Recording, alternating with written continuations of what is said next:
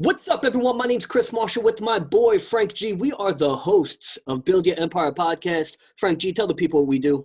What's going on, everybody? Chris and I, we discuss established empires while showcasing us building ours. Frank G, you know you're my main man, right? You know you're my boy. Yes, sir. That's my boy. Well, well, you're also a good salesman, right? I've been a salesman for I can't even count anymore. I know. I taught you everything you pretty much know. But also, you would say that. Also, my other boy here, Johnny G, welcome to the show, man. Thank you. It's been a while coming. I think I've been asking to come up on your show for quite a while. Pleasure, honestly, man. Yeah, it's humbling to have people like you who actually support and who've been following for so long. We were just saying off air, the show has been, around almost 1 year and about 2 weeks, and you've been, along for the journey, and we appreciate you. And you know what? I definitely want to tell your listeners, especially that the person you are on air, the persona you bring, that's literally who you are. And we work together in a professional setting, and it's pretty refreshing. It's genuine, like I was saying earlier. So it's great to have a new set of speakers come on and just bring everybody's story to whoever.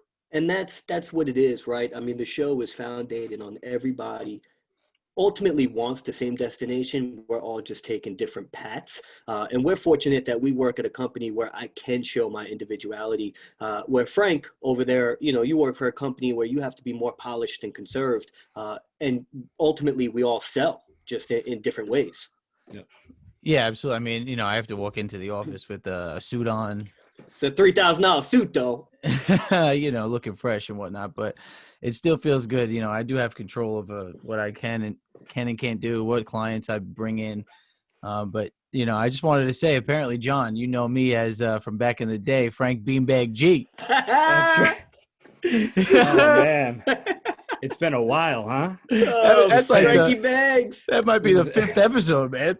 Oh man, yeah, that's exactly. Every morning I'd walk in and I'd be like, "How's Frankie Bags doing?" Yeah. Oh man, just from listening to you guys, I feel like I know you guys already. Well, you I know, but Frank especially. A lot of people actually say that, and people come on and they're great to be on, and they feel like the show environment is much different, probably because we're so laid back. Yeah, it's not easy. It's definitely not easy to get put on the spot. And I think what really helped me do it was my mother, when I was a little kid, literally would make me go introduce myself and shake hands, look at them in the eye, and try to learn one new thing. So that's interesting, because now you're getting into what makes a good salesman a salesman, or what's good interview skills, and ultimately is to be extroverted. Now I say to Frank all the time, I think I'm an introvert, but my job and my passions are extroverted. So what would you say you are, Johnny? I'm extroverted. I think I went into sales because I don't stop talking. Yeah, I don't think you asked to be on a podcast if you're introverted. Yeah, that's a good point. And if you did, you'd be the best. If it's as entertaining as we would hope, but it's definitely a personality type. It's funny. It's funny you mentioned how meeting people when you were younger, and your mother or who not taught you what to do and what to say. I feel like one thing I never forget is that I was always told by my dad, you need to have a firm handshake and eye contact, and that's like stuck with me forever. That's probably got me through meeting my first girlfriend's like older brother and father. Like they respect you for that shit. Yeah. My brother used to make fun of me all the time because that. Literally would just run up and be like, "Hi, I'm Johnny. You want to be my friend?" And that's it. And that's literally what I would tell everybody. Yeah. So she definitely, brought me up because kids do tend to be shy. Mm-hmm. And, just because they're that way for now, it doesn't mean that they should be like that forever. And I think communication skills are extremely important just to be, within society itself. Yeah, on one end they tell you not to talk to strangers, and the other end they tell you to go meet new people. So you figure that out as you get older. Make up your mind, right? Yeah, that's a good point. It's funny. You guys are kind of looking at personality and characteristic traits, and I just constantly see that as that's exactly why we're salespeople, because, you know, we're looking at the fine intricacies of a firm handshake, body language, whether you're talking to your girlfriend's dad or, again, an interview or to make a sale. It all corresponds with each other, which is why we have 3 salespeople on the podcast. Yeah, body language. I mean, tonality. Because I know for sure anyway, for Chris, it's certainly more tonality because his sales are all over the phone. I have way too much swagger to sell in person. They just won't like me. Now, Johnny, do you are you in the same area as Chris, or? Yes, you know, similar. You know, we both work on the partners platform, so we pretty much are given a book of business, and then along the way they'll give us new partners, and a lot of them are just independent sales officers, right? Like they have their own shop, they're spending their own marketing, they're investing into their own technology, and when you have good ones, I really enjoy my job because I literally admire everything they do. Everything they do. They're super creative on how they market to their clientele and their target audience. They're very creative on how to adjust, you know, especially like during a pandemic, right? Mm-hmm. So it's you have to respect and give credit to what they build, because where they get it to, it's kind of like a well-oiled, self-running machine. And that's the goal for any entrepreneur. Any business. Yeah, Exactly. That makes sense. Automation, delegation. Yeah. You can't be there. You'll have a successful business once you can walk away. And mind you, me and Johnny, essentially, we're flipping millions and millions of dollars and just adding interest to that, to a plethora of businesses. And, you know, with this crazy economic year with the pandemic, I mean, the fact that we still have jobs, even Frank, it's just so grateful. And it seems like we're kind of up and to the right now. Do you feel that way, Johnny? Yeah. It's definitely been a journey, right, throughout this time. Certainly. I think, you know, Scary going times, to bed. Yeah, I think going to bed one day, I've been with our company for over 5.5 years, developed relationships there with everybody. And the reason why I love that place and still do, it's because of the people, number one, in the culture. Super important. It's very important. Oh, I hated corporate up until this company. I would literally tell Frank, I'm like, I'm waiting for the day they fuck me. But they've never, ever screwed me over. Well, you have a good team, it seems, man. It seems like you all connect. Great team, great company. Yeah. But then, you know, we went to bed one day and we woke up the next morning working for another company. Now, I'm actually very optimistic about this because... So am I. I wasn't at first. Yeah. I'm very optimistic because, you know, we had a close friend of ours, mine. He worked at On Deck and he was like the number one guy there for a long time. And then he ended up training everybody else. So he had a great reputation coming up and he made a direct impact. But now he actually ended up leaving, worked for one company and ended up jumping over to the company that ended up acquiring us. Interesting. And so it was kind of like a warm transfer, right? There's some sort of recognition. It's something that you recognize. So that was a big concern of mine, like especially around the pandemic. I think the worst was the environment of the unknown, not knowing if you're going to have a job, not knowing if you're going to have good health, right? Not knowing if you're going to see these people ever again. So being able to keep a clear mind and being able to control your emotions when you work in sales, it's going to be something that's going to carry you successful over. I actually wrote that on my Instagram this morning, that all emotions are temporary, and that's easy to read, but hard to contextualize. And I don't think people understand, like, you know, if you're going through, you know, depression or some aspect of it, you know, you just reflect on times when you were ecstatic and happy, and you should know that that also is going to come eventually. Well, they you know, they do say, right, you never make a big decision when you're in the dumps, super in the dumps, or when you're real high, because it's not your true self, you know. Right. It's bad in the gambling world. Yeah, yeah. we can read all the inspirational quotes that are out there, but Mm-hmm. we have never gone through anything like this. Yeah, right? and you know about this pandemic real quick, and what you said about waking up one day and all of a sudden, what the hell's going on? The economy's in the shit, and there's a pandemic. Yeah. When you're a good salesman, and I could just hear from your tonality as well how you're comfortable where you are. You really can. You can excel anywhere. Yeah. This may go down a road you don't want to go down, but you're gonna eventually hit that big bump where you're just riding high again. That's absolutely right. And, that's something that I ended up learning just Mm-hmm. through previous experiences, main one being just wrestling. I wrestled growing up, and talk about putting yourself under the spotlight in a tough situation, Yeah, right? mentality too, right there. Right. And the mentality, and you're exhausted. You're not passing the ball around. You're literally trying to push this person in front of you. Like, and it's exhausting. And there are times when you have to literally dig deep, because either the match is on the line for you to get to the next stage of the tournament, or to win the gold, or Mm-hmm. to win the big tournament for your team.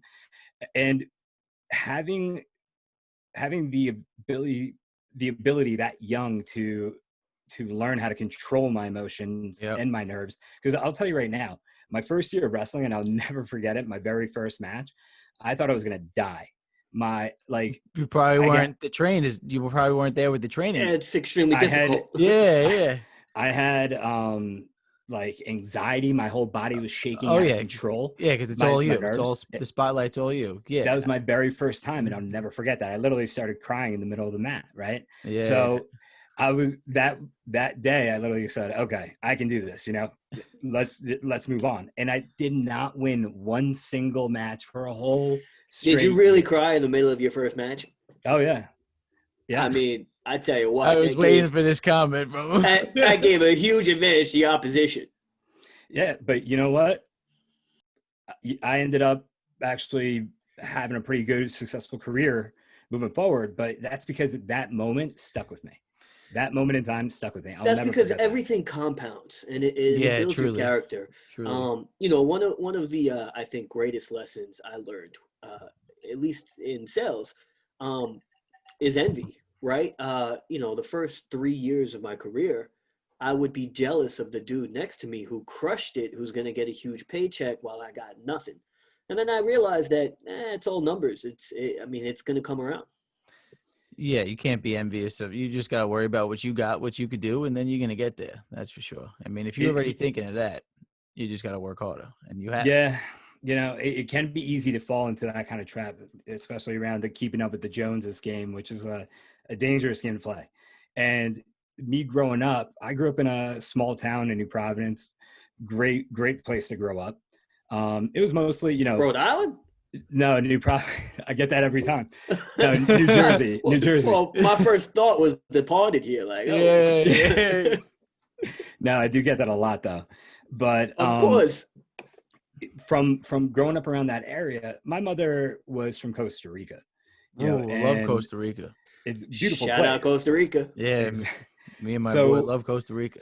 My mother grew up in I was Costa telling Rica. Johnny before I went to Costa Rica. He was telling me the stories. Yeah, we got a family over there. Come by. Great. That's but awesome. It's definitely a different way of growing up out there. So my mom she had to sacrifice her life back home, right? Her family, everybody was there, came over, went to Florida, and I was born in Florida. And then finally we got to New Jersey. And my mother worked extremely hard by herself. She worked like 3 jobs, raised my brother and I, right? So then like exactly. And the way I looked at it was, at first all my friends were upper middle class, right? And they had this, they had that. It was a little bit of the haves and have-nots. But even though technically under the category I was not a have-not, I never felt like I was ever missing anything, right? Because you have to be grateful for everything that you have. Well, you could thank Mama Dukes for that one, it seems like. Exactly. So, growing up, it was very easy where my mom had to kind of remind me, like, you have to remember where you're from. You're not like your friends. So that growing up, I kind of grew up with a little bit of a chip on my shoulder. Like I wanted those things, right? I wanted that, and that's why you're succeeding now. That's why you're went into sales. Actually, that's why I was going to ask you. I was going to ask you what made you go into sales, and did you go to school, college, or did you just? Yeah. So I went to Jump college right into first it. for criminal justice, and Oh, so I did too, actually. John 180, Jay. 180. I Both went of to y'all. John see, well, Jay. at least you went to John Jay. I I went to SNU, Southern New Hampshire University, and it was all right. You know, for me, college was college. I went to a couple other colleges, but I mean, I wanted to take the the virtual. institution of college is a joke. It is a joke, and the Yeah. day that online classes didn't become big in college, I feel like until I came in '06, and that's when it really became big. And as soon as I knew that I would not have to sit through a lecture for this guy to pitch me whatever belief he has, and now it's kind of more like, I'm going to try to mold your mind to what I think you should think. I was like, all right, I'm just going to do my classes at home. And I finally finished, but then I just went straight into sales, because I knew that if I wanted to become a police officer, you were going to be capped, right? Like, if you There want to you make go. X Yeah. amount, you got to wait 5 years or 8 years. He relates. And I'm like, no, man, it's not going to work for me, So Well, let me bring this up, Johnny, real quick, go because ahead. you're right. As much as a salesman, we're quote unquote uncapped. We're relatively capped. Uncapped to me, I think, would almost be business owner. Yes. Now, as much as I love my company and will work for my company, probably for a very long time, the idea is to be financially free and build something of your own. Is that something you have a thought of or would like to do? Pretty much an entrepreneur phase. Yeah, no, actually, I already own a business with my better half, my significant other, Shout out to the better half. Rebecca. Me and And Shout Frank, out Rebecca. we're still looking for like our Rebeccas. so And to have a business, Rebecca, that sounds great, man. Good for you.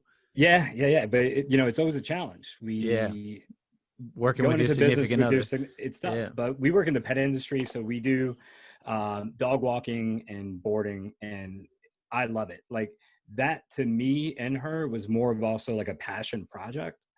But the impact that she does have for these dogs, our clients are willing to pay a little bit more than a regular boarding place or a dog walker. She shows her like that client service that Well, you have passion. to. You have to if you're, of course. Yeah, I mean, you have owner. We had an instance where one of my favorite dogs, he was here, and it was about 11:30 at night, almost midnight, and you can kind of see that he was tilting a little bit sideways. So it was kind of bothering him. Rebecca took him to the vet. They actually had to go in and clean out all the earwax, because it created a pretty bad infection that they had to put him down a little bit, put him under. And she spotted that. And it's very easy to miss that, at a kennel or a bigger boarding facility. So they're willing to pay a little bit extra for that extra mile. Right? Now, are you seeing? I'm sure you see an impact in the winter months. But with the pandemic, especially, are you seeing more of an impact with, question. Of course, your clients contacting you? So that was definitely a roller coaster. It went from being completely, because everyone's home. Yeah, everybody's home. We weren't considered essential at the time, so we had to completely shut down. Oh, luckily, really? Yeah, wow. But luckily our overhead is I would imagine there's not much overhead except potential legalities. That's it. There's really not, but we have insurance, right? So yeah. So insurance, our technology platforms, and then we just started working on our new. We have our new website coming up and everything. What's the name of this business? What's the Instagram? Let's get some exposure here. Yeah. Peppy Pups Pet Services. So if you could do me a favor and throw it up, or put it in the link. 100%. We definitely will. It's funny too, because you do take an interest towards digital marketing, and you see. How it can be easily leveraged to, of course, gain exposure, which converts into business. In fact, you just sent me a thread yesterday where you just have great customer reviews based on customer service. Shout out, Rebecca. Yeah. She does a great job. She has a great team. And with this particular business and what we're doing, we would love to have a bunch of walkers all over the country. But to be able to, the key is, I feel like, standardizing consistency throughout your whole business. Oh, and that's with everything. Yeah, and it's very difficult to do because you need to hire the right people. So we have grown. like we shut down and then we kind of rebuilt 50% of our book right away because everybody was getting puppies and people started, the That was quarantine puppies and bikes were the quarantine. Couldn't buy a bike anywhere. Couldn't buy a damn bike anywhere. It took me forever to get a puppy. He had to pay Cutest double puppy, the price to get well a puppy. worth it. Well worth it. Yeah, I mean, Johnny, I paid $2,500 for my puppy. I was pretty damn expensive. I paid for it first. We have some clients that, we have some partnerships with other people that they're selling their dogs for like $5,000. Well, pretty champion I mean, breeds. that makes sense. Pure breeds, people don't realize how expensive they are. And I understand, the adoption versus buying. And, oh, my God, I honestly think the majority of people would be like, adopt. But I personally would want a dog from the smallest it can be to see it you grow. can grow. That's but and it's funny you say but that. They have puppies that and do they though? Because they never know their birth date. They don't really know much about the puppies or dogs. Certain breeds can be a little bit tricky, but everyone gets on you too. Like, why'd you buy the dog? Adopt. The vets typically know. Yeah, so it just depends on where you want to get it from. I try not to really go at anybody for either wanting to buy or adopt, right? Yeah, but it's amazing the stigma that simple decision can kind of get. For me, it's more about what kind of owner you are. Yeah, I mean, certainly in the dog business, you can't be biased towards any of them. You want to show them all that you want their business and that you're capable. Of course. Yeah. But Johnny, talking dogs, the dog's personality from 3 to 7 months is developed and kind of goes with the owner. If you're adopting a dog that's like a year, they could be traumatized. Yeah. Is that true? That's absolutely true. Rebecca works with dogs that they pick up from a kennel. Sometimes they're fostered and they don't know how to walk on a leash, so they're choking on themselves. It's tough. It's tough. But all dogs need a home. Now, the type of dog that you are going to be able to, number one, dedicate your time to, that's going to be up to you. Are you going to be able to dedicate your time to a puppy, or are you going to be able to just go adopt a dog that's 2-3 years old, already potty trained, because you're in and out of the house? So it's all relevant to what where you are in life. Pros and cons. It's also, like a child. We look at them like children. Definitely like a child. I mean, I recently bought a puppy, and he's the man. But learned a lot. I find it great that it's funny to figure out what people's passions are, and for you to actually find a girl as well where both your passions are animals. If I was to give any advice to Rebecca, just build that brand. Eventually you could start selling products, doggy toys. That's the idea. That's really going to be the best way to expand and grow a business from dog walking and dog sitting. Yeah, and you seem to already know that it truly is important that when you expand and you build elsewhere, that it has to be the same service. It has to be a seamless transition no matter where you go. And and we also kind of, as a company from Ferragamo, we went through this training wise recently, or maybe 7 months ago, where we had to go over how important it is for everyone to get the same service no matter where they went, because it just completes the business. And when you're in 50 states, that's important. Well, that's probably Johnny's biggest challenge is how do you hire someone who cares and is passionate as much as himself and his girl? Yeah. And that's got to be extremely difficult because people just want the paycheck. Yeah, no, you're absolutely right. Because you have to think about the funnel itself, right? The customer funnel. So the funnels that are going to affect your company are not the ones just coming in, right? They're going to be the ones leaving as well. And a customer is not a customer until they've left you. So we have to make sure that we're giving the same experience that as they came in, they're going to get the same experience on the way out, right? Because Absolutely. That person will affect on how they discuss your business. So you got to treat it all the same. It has to be consistent. So Johnny, I'm going to ask you a question right now. It could pertain to what we just discussed. It could not. It really, I'm going to throw a curveball at you. You ready for it? So it's not. Go ahead. It depends, and you'll hear it. Yeah. If you were to have 10 grand right now, what would you invest it in to make an ROI? ROI. How fast do you want to get it? I was just going to say, let's say an ROI within a year and a half, 10 grand. You can do anything you want with it. What are you doing? Apple.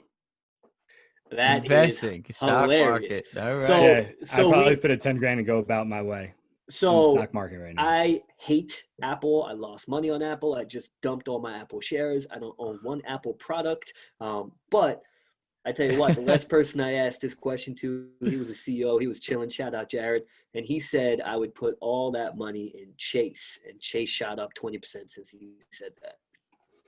Yeah, with banking, I never really dabbled in the banking. Even though I came from banking, I never went into it. It just never excited me. All right. It was always pretty boring. Unfortunately, we grew up in the era of Tesla. So a lot of us were looking for Tesla's that new the Tesla, weirdest stock in the world right now. It's a you hear cult my stock. boy? You hear my boy? Yeah, I hear him. He's like, Johnny.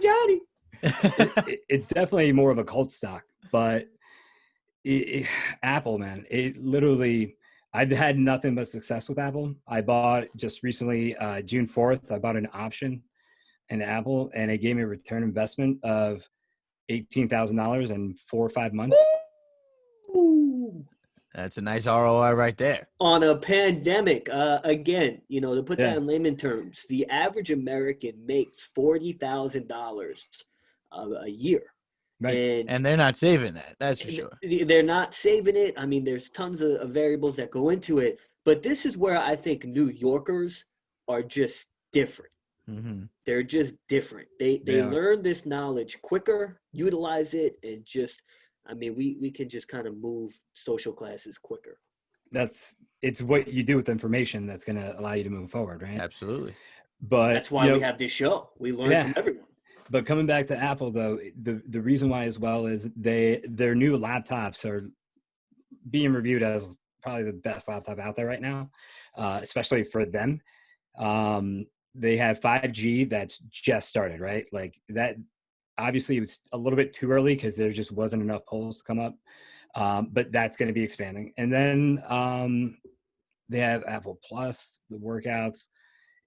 It's just such a big company. You can't lose. That's something you invest in. You don't trade Apple. You just own it and invest it and let it sit. But that's what I would do with 10 grand, especially right now. It's a great answer. Certainly a great answer. Well, I mean, Johnny's very close with Ankit as well. We all work together, and we had Ankit on just, last Monday. And Ankit's our stock guy. He comes on every Monday or once a month, first Monday. That's whether or not if he shows. Let's hope he sticks to it. Yeah. Ankit, you could suck.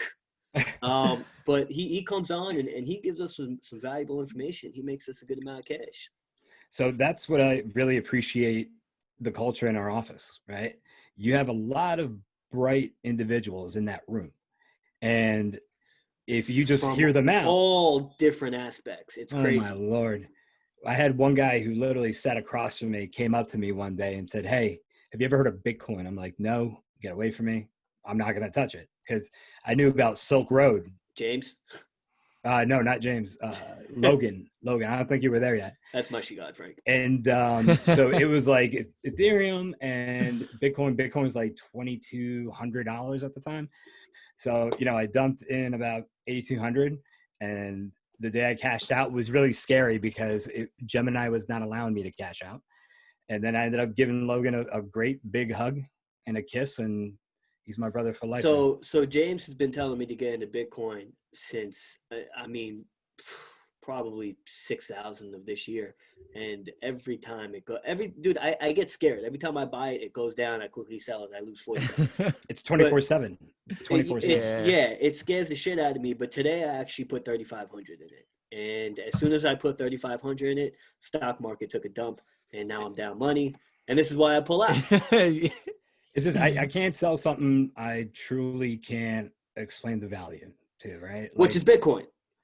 I don't see the value in Bitcoin. Neither do I. But everybody in the world is telling you to buy it, that it's going to have a 5x multiple of what it is currently. And you don't want to miss out. FOMO's killing me. And then guess what? The next morning you wake up, there's a new coin that came out, and you better jump on that one. Yeah, right? And Bitcoin's 10 grand, not 20. That right now, that's what it is with the EV market and SPACs. It's you jump on one, it blows up.